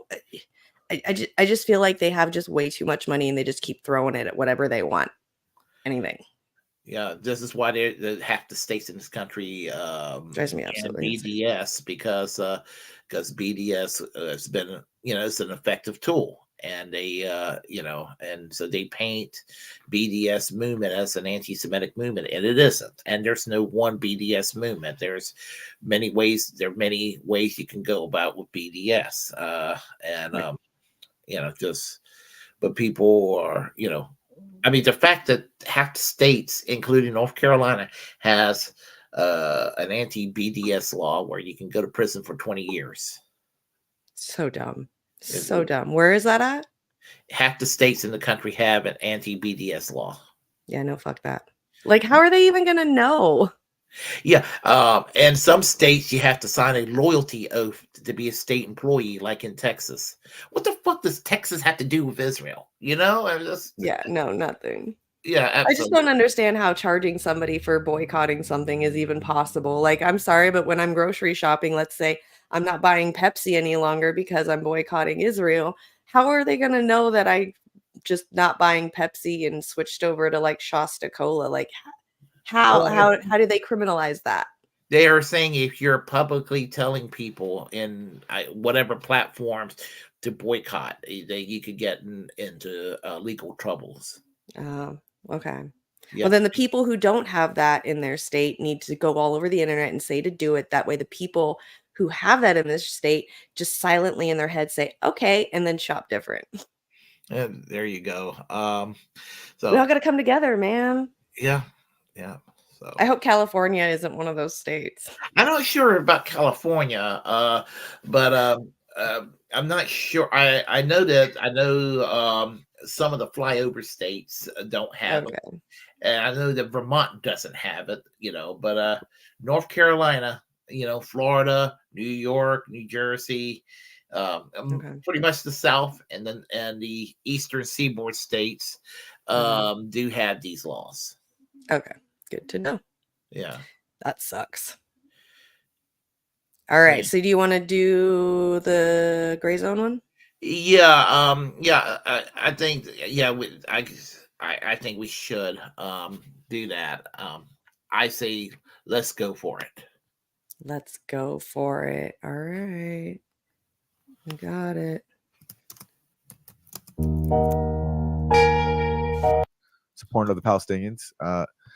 He was a longtime British member of Parliament, and then he left and has been working as a news host, basically, and other ventures. But now he just won re-election to the British Parliament, running for the Workers' Party of Britain. in Rochdale. And here he is celebrating his win. Keir Starmer, this is for Gaza. You have paid and you will pay a high price for the role that you have played in enabling, encouraging, covering for. Can I just say his little crew in the background is fucking awesome? Do you see these guys' fits? There's a guy with a top hat that has 2 glasses on the top hat while he's also wearing glasses. That jacket is amazing. There's some dude in the back with a huge ass like Dr. Seuss hat. And then there's like a puppet with a cowboy hat. And then you got the crazy old dude with like another top hat and a suit, like the wizard dude or something right here. And then you got like the tourist guy that's just happy to be there. He's probably the photographer. That shit, this is awesome. I don't know who his little crew is, but holy hell, how do I get an invite? That's what I want to know. The catastrophe presently going on in occupied Palestine in the Gaza Strip. Keir Starmer. And here's what else he said. Starmer and Rishi Sunak are 2 cheeks of the same backside. And they both got well and truly spanked tonight here in Rochdale. You love to see it. You love to see it. An actual principled person, someone of conscience, someone with a record of challenging war in a very brave fashion, actually succeeding in electoral politics. It doesn't happen. It never happens. So it's great to see. Congratulations to George Galloway. And thank you to the people of Rochdale. Yeah. Huge congratulations to George, who has been a stalwart supporter of us. And I've learned a lot from him in knowing him. This is something that's so needed right now, is just someone to at least be a gadfly in Westminster and to torment the likes of Keir Starmer and Rishi Sunak, who are simply controlled by the Israel apartheid lobby and the decaying transatlantic elite. And the meltdown is just beginning in London. This is Rishi Sunak today. In recent weeks and months, we have seen a shocking increase in extremist disruption and criminality. What started as protests on our streets has descended into intimidation, threats, and planned acts of violence. Jewish children fearful to wear their school uniform lest it reveal their identity. Muslim women abused in the street for the actions of a terrorist group they have no connection with. Now our Did you hear how you blamed Hamas for Muslim women getting abused? Anyway. Democracy itself is a target. Council meetings and local events have been stormed. MPs do not feel safe in their homes. Long-standing parliamentary conventions have been upended because of safety concerns. And it is beyond alarming that last night, the Rochdale by-election returned a candidate who dismisses the horror of what happened on October the 7th, who glorifies Hezbollah and is endorsed by Nick Griffin, the racist former leader of the BNP. I need to speak to you all this evening because this situation has gone on long enough and demands a response not just from government, but from all of us. Britain is a patriotic, liberal, democratic society with a proud past and a bright future. We're a reasonable country and a decent people. Our story is one of progress, of great achievements and enduring values. Immigrants who have come here have integrated and contributed. They have helped write the latest chapter in our island story. They have done this without being required to give up their identity. You can be a practicing Hindu and a proud Briton as I am, or a devout Muslim and a patriotic citizen as so many are, or a committed Jewish person and the heart of your local community, and all underpinned by the tolerance of our established Christian church. We are a country. Who is this guy in the background that keeps screaming? It's so hard to pay attention to what he's saying because I just want to hear what the guy is saying. Yes, some heckler, I think, is what's going on. Oh shit, he's doing a good job. All right, at heckling, I'll give him that. Love our neighbors. Right. We love them, unless they support Palestine, in which case we're going to suspend all free speech rights for them and prosecute them, which is what he's basically doing. I mean, I couldn't hear anything but the suspension of whatever's left of free speech in the UK, and just a completely delicious meltdown over George Galloway's victory, which he calls beyond alarming. Well, speaking say of meltdown, do we want to talk about the reaction of Gray Zone friend Paul Mason, the guy? Yeah, I got it right here. This is Paul Mason. And let's remind people who Paul Mason is. He's a British media pundit who was associated with the left, who was caught plotting to undermine Jeremy Corbyn. Well, we caught him. Did we? Well, but back when Corbyn was okay. But he was caught then undermining Corbyn. Like remember, like there's that videotape of a meeting with someone, like a secret recording where he's talking about undermining Corbyn. And then he was caught in leaked emails that we received plotting to destroy the gray zone. I was speaking with a British intelligence operative about ways to destroy the gray zone. That's where he produced one of my favorite lines of all time, where he acknowledged that Bellingcat, another favorite of the gray zone, great friends of ours, he said that they receive a steady supply of Western intelligence info and that they can help out in his plot against the gray zone. He called them intel by proxy. Intel by proxy. Intel by proxy, yeah. Which is what they are. Yeah. And so basically, we had emails of Paul Mason reporting to an intelligence agent, a British intelligence agent, as his kind of handler, proposing ideas for cracking down on the left and propagandizing for conflict with Russia. He put together his mind map, his infamous mind map, in which he links the entire Corbynite left to Russia and China. And then he had hoped to plan an anti-gray zone summit with Bellingcat to expose our non-existent links to Russia. So Paul Mason is a security state collaborator and snitch, and he's freaking out over George Galloway. I don't want to see any left activists or trade union leaders dabbling in Schadenfreude over Galloway's attacks on Keir Starmer. Oh, don't make Paul Mason mad. If we can come home from the factory, Paul Mason's going to wag his finger at you, and you won't have your pudding. You won't be able to get your pint. This is a defeat for our whole movement, and we fight the guy now to the finish. Yes, we'll storm the beaches. We'll storm the beaches against George Galloway. If he uses Parliament to push Russian TV-style disinfo, this is Paul Mason in his security state collaborator mode. We need a united cross-party militant defense of democracy. The National Security Act 2023 does not exempt MPs from its provisions. So Paul Mason is calling for criminal prosecution of George Galloway if he basically questions British foreign policy under a new law, which Kit Clarenberg and Mohammed El-Mazi have exposed and explained at the Gray Zone. Just go to the front page of our site. McCarthyite, terrifying draconian new law, which allows for the criminal prosecution of British citizens if they share what is deemed to be Russian propaganda or anything that contravenes British national security interests, even if they don't know that they are sharing Russian propaganda or something that was obtained by Russian hackers. Even if they don't know, it's suspicionless. So, and I really feel like Paul Mason played a role in advocating for the passage of that law. So he's calling for the criminalization of George Galloway. This is the, professional British left speaking. What makes this especially funny is that Paul Mason has tried and failed to run for Parliament, and he must be jealous. Yeah, he must be jealous. This is George Galloway's, I think it's his first attempt to come back to Parliament after previously serving in office. But regardless, George Galloway won resoundingly. This was a huge victory for him, running, of course, outside the Labour Party with the Workers' Party. So the fact that George Galloway did it outside the duopoly inside Britain is all the more of an achievement, and it's all the more why Paul Mason is melting down. So we look forward to George getting in Parliament, actually getting a platform. Yeah, I'm kind of excited to see what he's about to do, what he's capable of being able to do in there. Yeah, as a during his days getting elected in 1987 as a Labour MP from Aberdeen, I believe it was his constituency initially, to the time he was expelled from the Labour Party in 2003. Where they claimed that his position on the Iraq war brought disrepute to the party. I don't know what the hell that meant. And then the time he was speaking at the U.S. Senate to defy them because they were trying to accuse him of profiting off the UN oils for food program, I believe it was 20 years ago. They did everything they could to try to destroy the reputation of George Galloway. But I'm glad he's pissing off people like Rishi Sunak, who I looked upon as Britain's Obama. I mean, right? Yeah, I don't care if he's a Tory; he's still Britain's Obama. Obama was right wing too.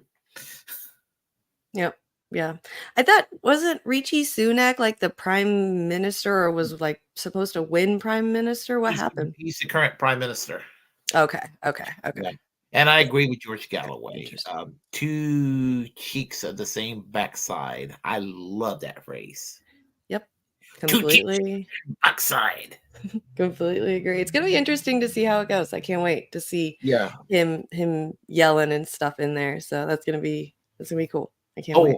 By the way, the people that were in the background, when I was bathroom break, but I was listening. Those people in the background are some of the candidates and the candidates aid people.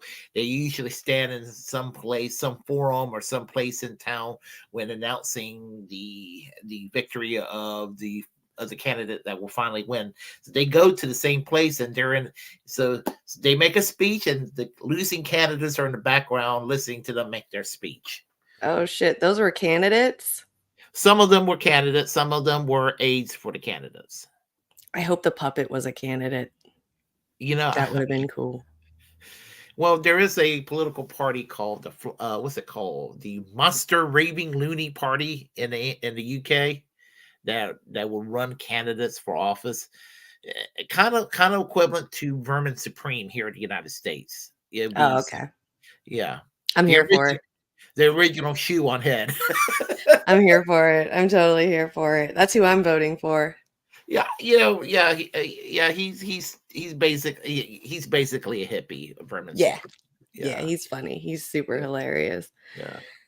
Okay, so this is actually my last video that I have. So yesterday was last night was the State of the Union, and obviously it was a lot of phony, fake promises. Obviously, things we've already been hearing, junk fees for credit cards, him calling people that are crossing the border illegals, the fact that he promises things that are going to happen in the next 10 years, even though he's not going to be in office in the next 10 years, and then building the port in Gaza. So, but all of that aside, we probably have heard like already a bazillion different things of what was going on last night, or all of it last night. What really like stood out to me was this lady named Katie Britt. She did like a GOP response to the State of the Union. She's a Republican from Alabama. And I swear to God, I've never met anybody more Karen in my entire life. And this shit was really funny, because if I was sitting across the table from her and she was talking to me like this, I'd be out that fucking house like you're a goddamn weirdo. So it's just the intenseness that she had in this, like the slowing down of the words she was saying. It just, the way she was talking, this, like it seemed like it was the end of the world. Like nothing else compares to this, and we need to fix this right now. And this shit had me rolling yesterday watching this. So this is my last video. I hope you guys enjoy. Husband Wesley and I just watched President Biden's State of the Union address from our living room.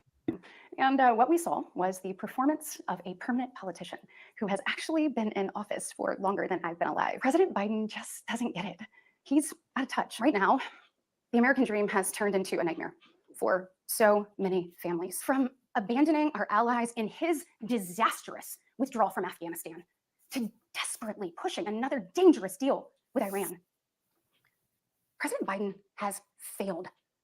We've become a nation in retreat. We know that President Biden didn't just create this border crisis. He invited it with 94 executive actions in his first 100 days. Just think about Lady Biden. In my neighboring state of Georgia, this beautiful 22-year-old nursing student went out on a jog one morning, but she never got the opportunity to return home.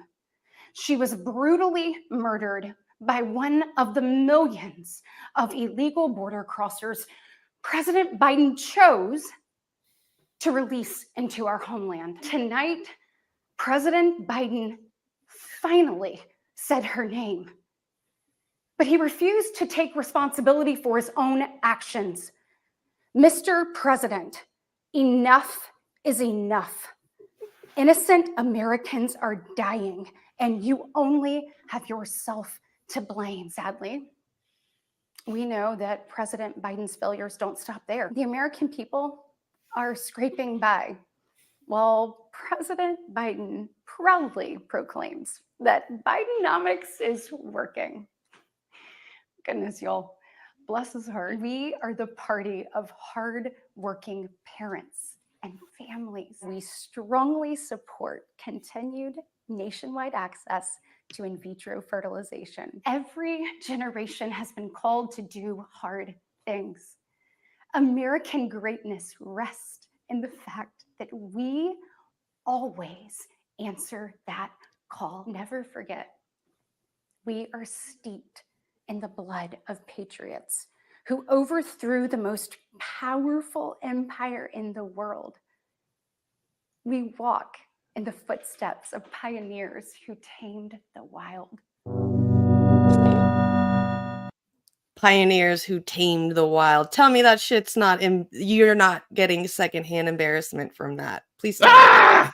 That's all I have to say about that. You're right. She is a Karen. Woo! Acting ability. She was melodramatic. For real.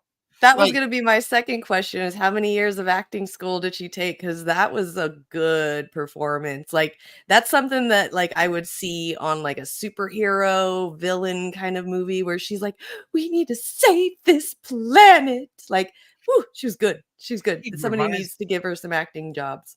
She reminds me of Laura Petrie, played by Mary Tyler Moore on the Dick Van Dyke Show. That's what I thought about. You ever seen Mary Tyler Moore get all emotional, like she's about ready to cry and all of that? Yep. That's what she reminded me of. Exactly. She's wild, right? Like Yeah. if I was, like I said, if I was sitting across the table from her and she was talking to me like that, I'd be out there like, bitch, there's something wrong with you. Like normal people just don't talk like that. Sorry. No, it is as abnormal as it could be. That was quite some acting. I mean, Fox touted her, brought her on. She even doubled down on everything that she said. They were saying that she did such a good job on her little rebuttal for the GOP part of it. Like she was, it was hilarious. Like she thought she ate.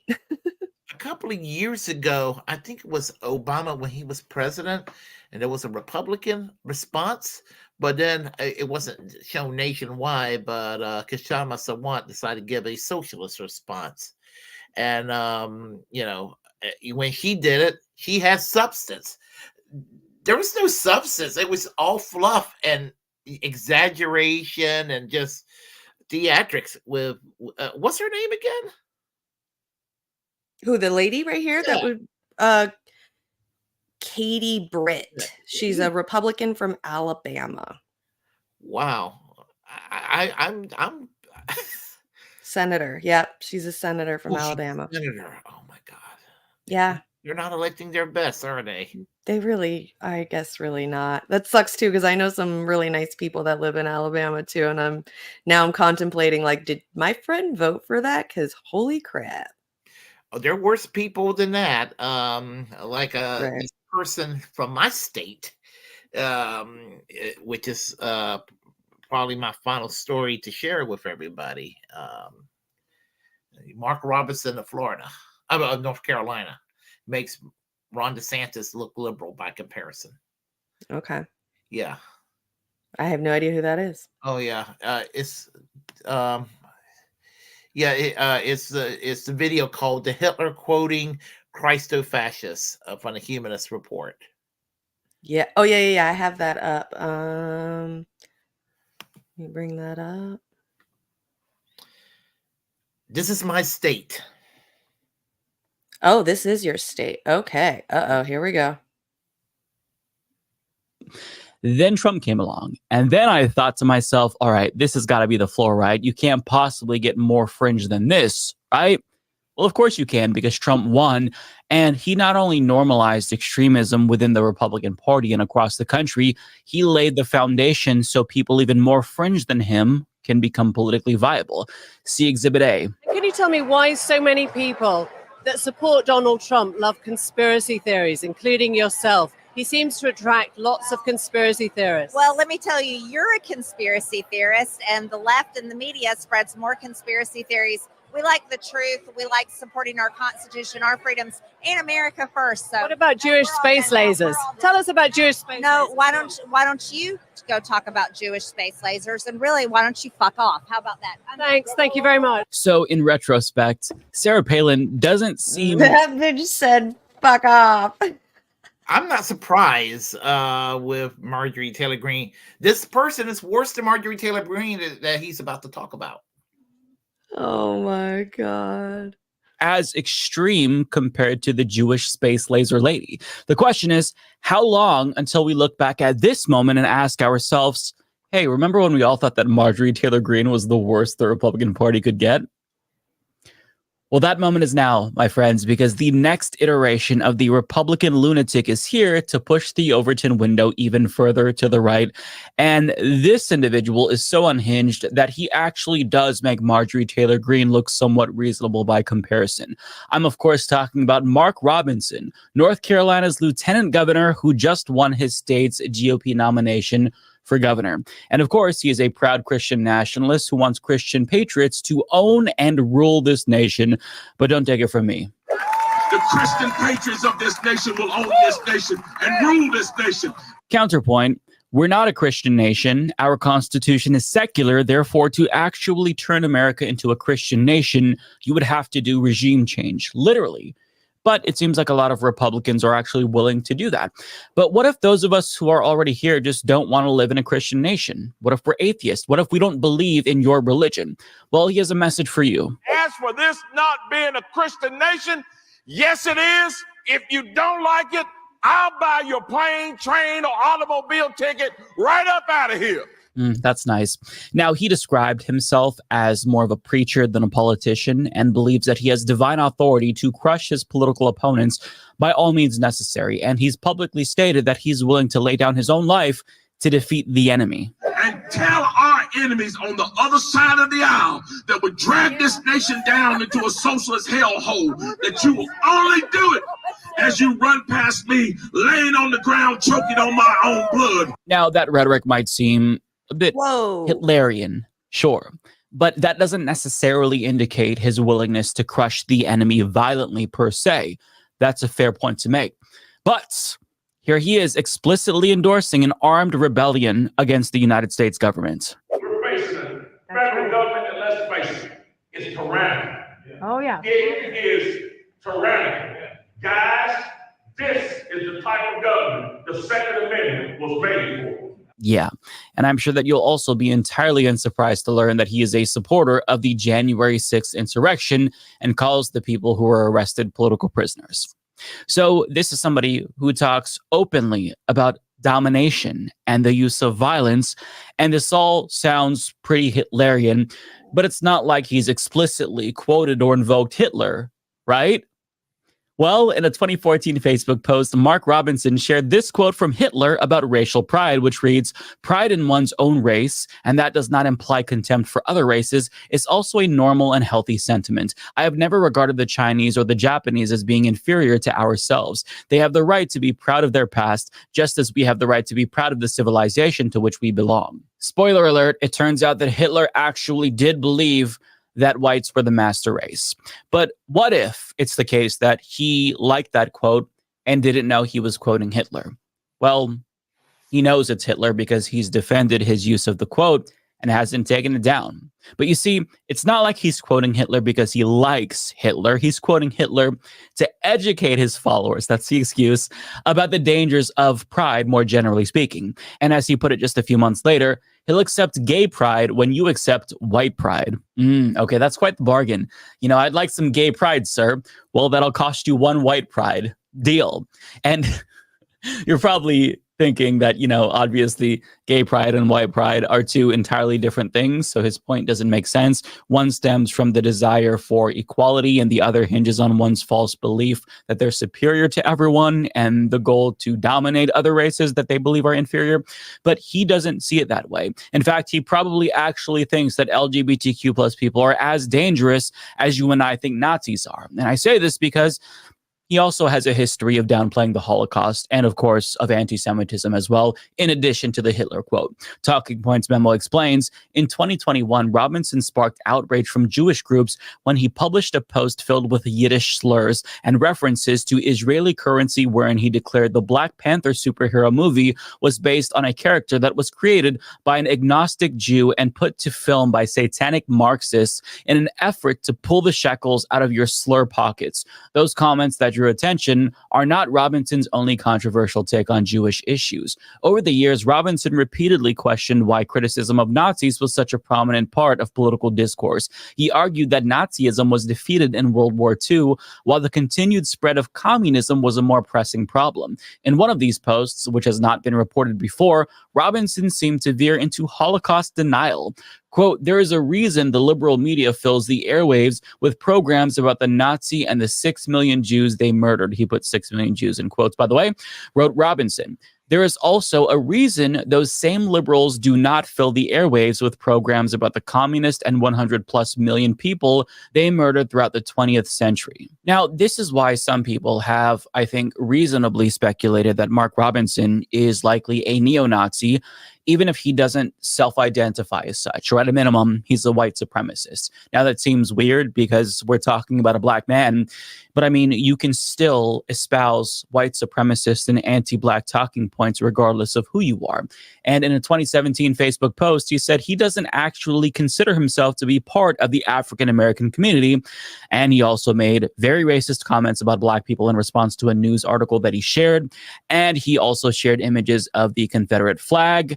And in response to a Republican politician's shirt featuring a man holding a Confederate flag while urinating on the NAACP logo, he actually defended it by saying that the NAACP has done a fine job of pissing on itself and its legacy for many years now. Furthermore, Talking Points memo continues, quote, February is Black History Month. I guess the shortest month of the year is all we need to learn about the separate but equal history of a people who have achieved so little, Robinson wrote in 2014. Robinson also took issue with Kwanzaa, a holiday that celebrates African American heritage. Random thought, after Christmas edition, Robinson wrote in early January of 2018. Kwanzaa is Hanukkah on food stamps. So he said some very insensitive and downright racist things about Black Americans that his white GOP colleagues are probably thinking but don't want to say because they're afraid that they'd be called racists. And that is very dangerous because what he's doing here is normalizing this sort of rhetoric and telling his white GOP colleagues that their racist beliefs about Black people are actually valid.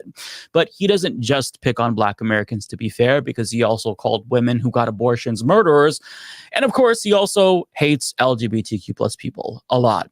And I think that saying that he hates LGBTQ plus people really undersells it, because I think that it's not uncharitable to literally describe him as a straight supremacist, given what he said about gay people. Somebody asked me in the classroom one time, we were talking about, and they said, this fellow was a homosexual, looked at me and said, so you think your wife and you think your heterosexual relationship is superior to my husband and our homosexual relationship? Yes! I mean, he's pretty clear, right? He is a straight supremacist. Now, in that same anti-gay screed, he also made the point that God has a purpose for literally everything, even something so insignificant like cow shit, for example, because at least cow shit provides nutrients to the land, right? But there's no purpose for homosexuality. What's the purpose there? There is none, right? Hence why straight relationships are better, because they can produce children, although not all straight relationships can. He didn't acknowledge this, but, you know, his point is that there's no point to homosexuality, therefore it is not of the Lord. But rest assured that even though he thinks that gays have no purpose, well, as an elected official, it is his duty to protect your right to exist as a gay person. Now, the problem is that his tolerance ends there, and usually he'll make that comment about them having the right to be gay or trans after saying some terrible shit about them. But he might think that gay people and trans people are at least allowed to exist, which awesome. We're not to the whole let's kill gay people at this point in time within the Republican Party, at least publicly. But he does think that their existence should be policed heavily. So this guy is like the governor of your state right now. Lieutenant governor. Lieutenant governor. He actually is the lieutenant governor. Yes, he got elected. Yeah, not with my vote though. God damn though. This is frightening. He makes Marjorie Taylor Greene and Ron DeSantis look normal. Yeah, this guy's wilding out. You know, there's freedom and there's liberty, and then there's pure lunacy. And lunacy is turning on the Olympics and seeing a man lift his weights against a woman. That's right. Lunacy is turning on the television and seeing a story in the local news about a man wearing a rainbow dress with horns in his head, his face all painted up, dressed up like a woman, sitting reading to children. So while you might have the freedom to be gay or trans, there are certain elements about sexual and gender minorities that fall under this new category of pure illness, where those things don't have to be protected according to him. And it doesn't have to be protected because it's tantamount to pedophilia, which he describes as one and the same with being gay and trans. You know, back in the day, we had them kind of folks back in the day. Back when I was a kid, my mom used to tell me about it. She used to tell me, y'all go down in the playground now. Y'all see anybody out there hanging around in a raincoat? Come on. and you don't see no pants hanging out in the raincoat, y'all get y'all stuff and come on home, folks. That's what we call pervert. You don't get out of there. Right. Everybody thinks this stuff is new. This ain't new. Somebody somewhere right now on the internet grooming somebody's child to put their hands on right now. You ain't got no reason to be teaching these children those kind of concepts unless you got some like the old folks you say, some idea about putting your hands on. Yeah. So he just implied that gay and trans people are all child predators. And they've always existed, right? Since he was a kid.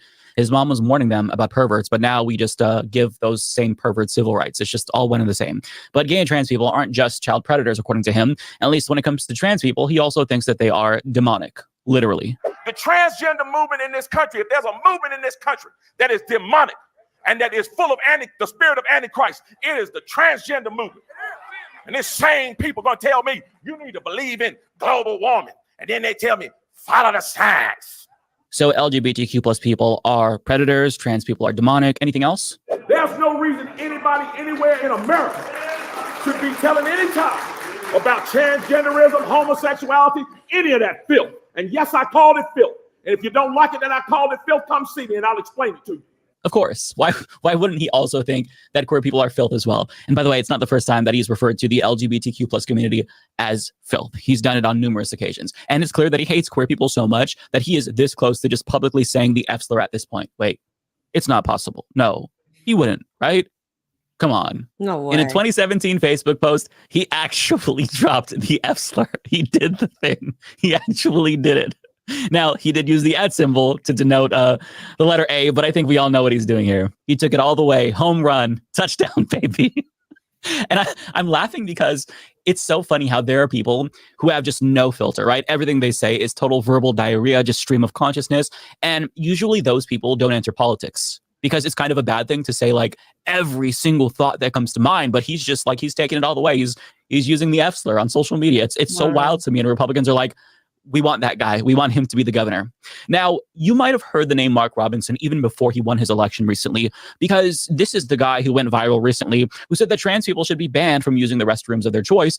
And if they have to go to the bathroom, then they can just defecate in street corners. And we haven't even scratched the surface. As Democratic strategist Keith Edwards explains, he also thinks that Beyonce is satanic. He says that mass shootings are karma for abortion. He called school shooting victims prostitutes. He thinks that the moon landing was faked. He thinks that lizard people are real. He called 9/11 an inside job, and he thinks American Idol is the sign of a new world order. And if I had to guess, I would assume that he'd find Marjorie Taylor Greene's Jewish space laser conspiracy theory pretty compelling. Now listen, I could go on all day, but the point is, he can win. He just won the Republican Party primary for their gubernatorial race. This man could very well become the governor of a whole ass state. And yes, his ideas are psychotic and they could turn off a lot of people, but still, he is a charismatic politician who's able to command the attention of crowds in the same way that Trump can. So I think we underestimate him at our own peril. He can win. And if he does, we'll all be shocked and outraged and see it as a new low for the Republican Party again. But how long will it take until he's seen as the more reasonable Republican compared to the next lunatic that comes along in 5 or so? Okay, next thing he's going to say is we need to go out and vote and blah, blah, blah, blah, blah. Okay, so that's fucking wild. That guy is crazy. Yeah, I never see. I mean, I have opposed Republicans all my life because they were so batshit crazy. And they get more batshit crazy. Since the day when Ronald Reagan was elected in 1980, a lot of people's like, how in the world somebody so far to the right get elected? Ronald Reagan would be a Democrat by today's standards. Right. He would be back in the Democratic Party. Because, and I hate Ronald Reagan. I'm not trying to rehabilitate him. The Democratic Party is such a cesspool that Ronald Reagan would probably prefer them over the Republican Party, which is a bigger cesspool. Yeah. That's wild to me that guy even has a chance of winning at all whatsoever. That's crazy. Yeah, he's a fucking lieutenant governor of the state. Yeah. Yeah. I mean, you know, and I do want to touch a point why I did play this video to PHS Cisco, and he has a good point about Michael Figueredo, that Michael Figueredo will remove all our speech if you said the wrong thing. It's hilarious that this douche comes to talk about the dangers of Nazis. And here's the thing. I'm not really a fan of Michael Figueredo, but it was related to North Carolina. That's why it it was actually a pretty good commentary. That's why I played it. So Okay. yeah, and he's dangerous. Mark Robertson is dangerous. Yeah, that's wild. Yeah. I mean, I see that's what's happening to our country anyway. So it's just Candace Owens would be like, God damn. Right. Right. Yeah. I don't. All right. Yeah. Oh gosh, that's just Right. I mean, all right. So what do you got going on this week? let's see, Saturday, Sunday, Monday. I'm going to try to squeeze in a live stream somewhere in between.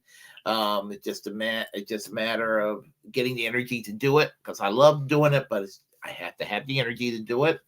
And we'll be back on Tuesday. Yeah. Our new time, folks. It'll be Tuesday from 5 till 7. Yes. Yes. Yeah. So How we'll about be here again in 4 days with hopefully some more news. Exactly. I'm sure there'll be some more news. Probably. What are your plans?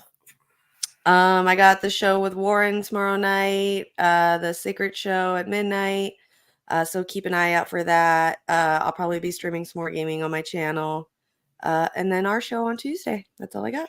Yep. I look forward to the Secret Show tomorrow. Even though I'll unfortunately be at work, I'm listening. You know, I'm listening while I'm working. I can walk and chew gum at the same time. There you go. Yes. Yeah. All right. Thanks everybody for coming. Remember, free Palestine, stay high, free Julian Assange. What else am I missing? Free speech, free healthcare. Yeah. All right. Peace What out, I- everybody. Yeah, exactly. Yeah. Thanks everybody for coming. We appreciate you, and we'll see you guys again on Tuesday. Peace out. Peace.